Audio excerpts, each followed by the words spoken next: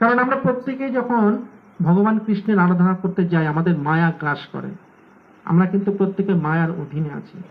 মায়া যতক্ষণ না কাটবে ততক্ষণ আমাদের এই যে একটা পর্দা, যেমন চোখে একটা ছানি পড়ে, ছানিটা অপারেশন করলে চোখে আবার পরিষ্কার দেখতে পায়, তা আমাদের প্রত্যেকের এই জগতে প্রত্যেকেরই চোখে আমাদের মায়ার পর্দা দেওয়া আছে।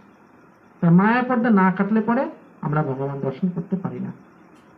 তখনও চিন্তা করলো যে আমার মনের মধ্যে এখনো সংশয় রয়েছে, মায়া রয়েছে, এই মায়াকে কাটাতে হবে।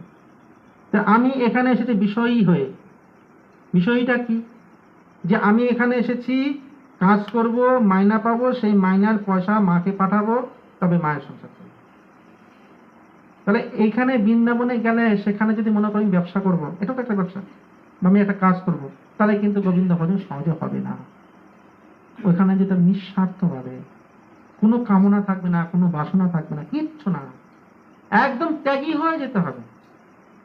যে আমার কিছুই নেই, আজ আমার যা আছে কালকে কিছুই থাকবে না, সবকিছু বিলীন হয়ে যাবে। আমি কিন্তু জোর দিয়ে কোনো কথা বলতে পারবো না যেটা আমার আছে, আমার আমার বলতে কিছু না, আমার দেহটাই তো আমার না। আজকে যদি আমি মরে যাই, আমার এই দেহটাকে জ্বালিয়ে শ্মশানে ছাই হয়ে যাবে।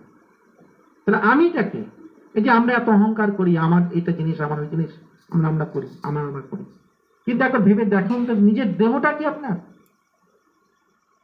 এই দেহটাই আমার নয়। তাহলে আমি